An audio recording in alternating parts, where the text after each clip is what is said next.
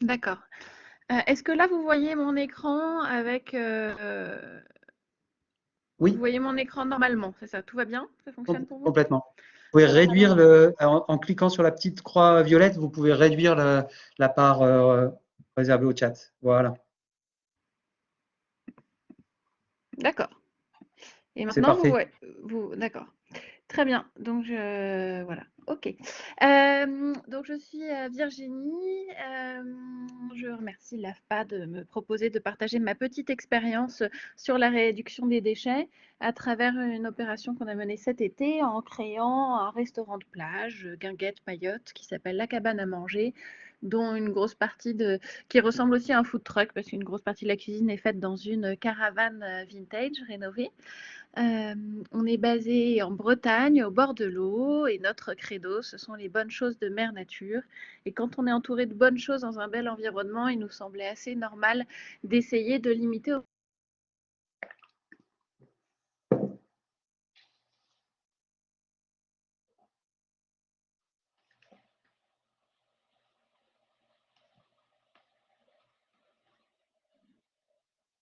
On ne vous entend plus, Virginie.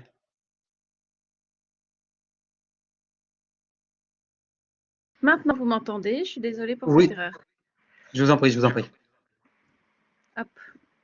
Donc, je disais que par ailleurs, je suis professeure et que entre enseigner et mettre en œuvre, il y a des choses qu'on apprend sur la faisabilité, sur aussi l'humilité de certaines pratiques où il y a des choses qu'on peut remettre à plus tard. Et donc, je vais vous partager notre petite expérience là-dessus.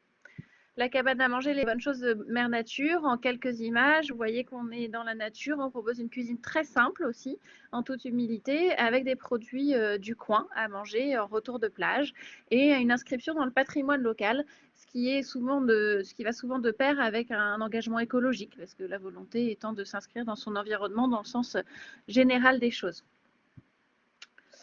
Voilà pour quelques images sur notre activité. Alors, qu'est-ce que je pourrais partager aujourd'hui? Premièrement, pour moi, la première étape, ça a été la sélection des fournisseurs et de limiter les emballages jetables à ce niveau. Donc, favoriser ce qu'on fait souvent sans y réfléchir, la bière en fût. C'est un bar de plage, on vend beaucoup de bière. Donc, c'est une meilleure qualité pour les produits, c'est fonctionnel pour le restaurateur et c'est finalement du zéro déchet sans qu'on le sache au préalable. Donc, il faut continuer de faire ça quand on le fait et y penser si on ne le fait pas. Certaines boissons qu'on fait maison, comme le kéfir, le thé glacé, et qui sont qui sont proposées dans des bouteilles en limonade, qui sont très fonctionnelles, on les utilise aussi pour l'eau. On ne sert pas d'eau en bouteille, ni plastique, ni en verre. On a eu pas mal de demandes et il y a eu des déçus. Et certains qui voulaient absolument de l'eau minérale, on les invitait à aller l'acheter dans le food truck d'à côté. C'était pas grave de perdre quelques sous à ce moment-là. Autre chose, les glaces. On a cherché des glaces locales fabriquées artisanalement et on a trouvé des glaces en verrine consignées. Donc en fin de saison, c'est un peu de travail de les nettoyer, de les redonner, mais c'est assez sympathique en fait de revoir tous ces produits repartir et être réutilisables. Et surtout, ça valorise le produit, c'est-à-dire que ça devient un bel objet. C'est quelque chose qu'on n'a pas habituellement et donc les clients sont particulièrement satisfaits, ils s'en souviennent. Et troisième élément, les boissons chaudes qu'on a voulu en vrac pour éviter tous les suremballages liés à la consommation de boissons chaudes. Le deuxième point qu'on a mis en place, c'est le compost. Comme c'est une cuisine d'été avec beaucoup de produits locaux, un gros partenariat avec plusieurs maraîchers, beaucoup d'épluchures, même si vous verrez que les épluchures, on essaye aussi de les cuisiner. Mais du coup, c'était lié à un compost et on a la chance d'avoir des jardins partagés qui sont juste à côté de notre food truck, qui sont gérés par une association locale. On y a un petit carré où on cultive nous-mêmes nos herbes aromatiques, surtout parce qu'on n'est pas des grands jardiniers. Mais en fait, on fournit le compost pour tous les jardins. Et donc, ils y trouvent leur intérêt. Troisièmement, réemployer. J'ai un exemple assez intéressant qu'on va mettre en place l'année prochaine, parce qu'on ne peut pas tout mettre en place tout de suite et qu'on a été un peu sous l'eau avec l'ouverture. C'est la réutilisation des coquilles de fruits de mer. Parce que comme on est au bord de l'eau, on sert beaucoup de fruits de mer en tapas. Donc, on va avoir des huîtres de temps en temps, mais surtout des bulots, des carapaces de crustacés. Et donc, il y a une jeune femme qui récupère les coquilles à Rennes pour pouvoir en faire du verre. Et ce verre est teinté naturellement vert. Et donc, ça permet de faire des objets assez esthétiques. Et comme on va monter une boutique, en fait, on va lui confier notre verre enfin nos coquilles pour qu'elle le fasse en verre pour en faire des verres gobelets qui seront vendus dans la boutique.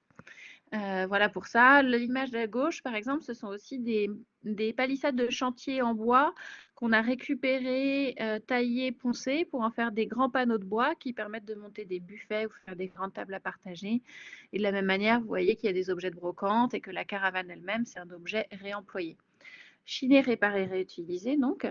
Supprimer superflu, comme je disais, pas de sucre, pas d'emballage individuel sur le sucre, le café.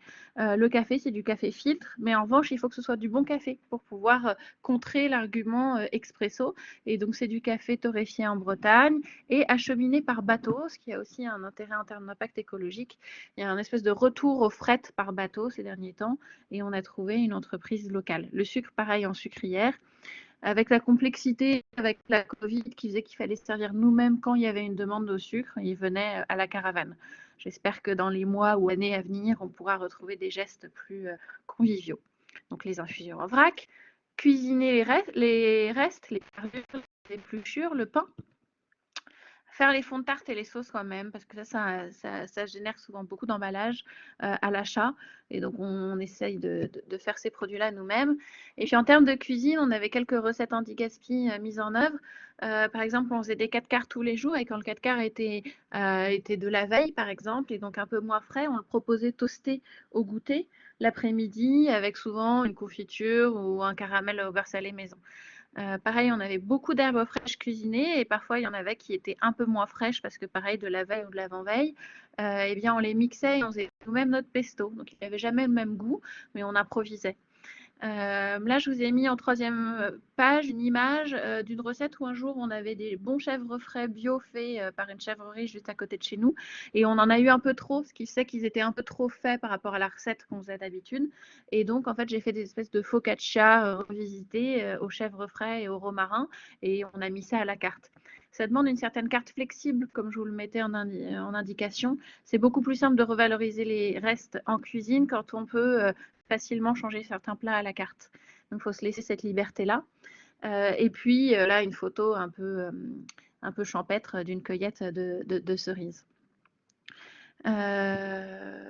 Hop, voilà, bien choisir ses contenants pour terminer sur les déchets. En fait, on est un food truck, mais en même temps, on est une paillote, un restaurant, une guinguette. Donc, on a une terrasse, mais les gens sont dans une ambiance retour de plage. Naturellement, on imagine faire de la restauration rapide à emporter avec de l'emballage jetable. Mais en fait, on a fait un calcul. On s'est dit, imaginons qu'avec notre vaisselle en tôle émaillée, comme je vous le montre, là, la vaisselle blanche et bleue au milieu, il y ait une personne sur 10 qui reparte avec, c'est-à-dire qui nous l'emprunte gentiment sans peut-être jamais nous la rapporter. Une personne sur 10, c'est déjà beaucoup. Je ne pense pas qu'on soit au compte. Et une personne sur 10 qui partirait avec cette vaisselle, en fait, ça nous coûte le même prix que d'acheter de la vaisselle jetable. Sauf qu'au pied, on fait un heureux et surtout, on ne fait pas de déchets. Donc, en fait, on a préféré faire ce choix-là, financièrement, qui était équivalent et en termes d'impact écologique et de satisfaction clientèle, beaucoup plus intéressant. Par ailleurs, pour les quelques personnes qui voudraient prendre à emporter, dès le départ, on a des bocaux en verre. Et puis, quand il a fallu avoir de la vaisselle lavable sur place, eh bien, on a de la vaisselle chinée qu'on a achetée dans les brocantes, en particulier chez Emmaüs, et puis sur les braderies du coin. Donc voilà quelques éléments qu'on a mis en œuvre. D'autres choses aussi, quand nos producteurs ont des surplus, on fait des bocaux, des pickles, et on va pouvoir les vendre, en l'occurrence là sur des marchés de Noël sur leurs exploitations cet hiver. Et puis pour conclure, ce que je voudrais vous dire, c'est que c'est un engagement, ça demande un peu d'organisation au départ, mais si on pense les choses en amont, finalement, dans la réalisation, c'est plus simple, avec toutes les recommandations techniques qu'on vous a données, comme le fait d'être organisé, d'avoir une gestion des déchets en cuisine séparée dès le départ. Mais l'intérêt aussi, c'est que ça va valoriser votre marque, parce que ce que je dis souvent, c'est que les plus beaux produits parlent d'eux-mêmes, donc on a besoin de moins de marketing, et puis que pour vous, ça va vous permettre de donner du sens à votre pratique, ça va permettre de valoriser votre marque, ça va vous permettre d'être plus visible auprès de vos clients et auprès des amis de vos clients, de fidéliser votre clientèle, d'économiser l'argent, parce que quand on réemploie ou quand les matières qu'on utilise sont plus durables, sur le temps on économise, et au final fédérer les acteurs du territoire autour de votre projet et donc simplifier le développement de vos projets futurs parce que vous serez porté par toute une communauté locale. Voilà pour ça. Désolée pour le petit retard et la densité de mon intervention. Je vous en prie, Virginie. C'était un très beau résumé de tout ce qui a été exprimé pendant les 3 premiers webinaires. Et c'est pour employer la métaphore de l'économie circulaire, ça a été des webinaires circulaires parce que vous avez illustré par l'exemple tout ce que j'ai pu passer de manière un peu théorique et sans m'appuyer sur des exemples concrets. Donc, vous, notamment au niveau des emballages, notamment au niveau de la vaisselle jetable, sur l'utilisation des produits pour faire des pickles, par exemple, et d'avoir une certaine agilité à la carte, ne pas proposer trop de plats et être capable d'avoir une partie de la carte évolutive.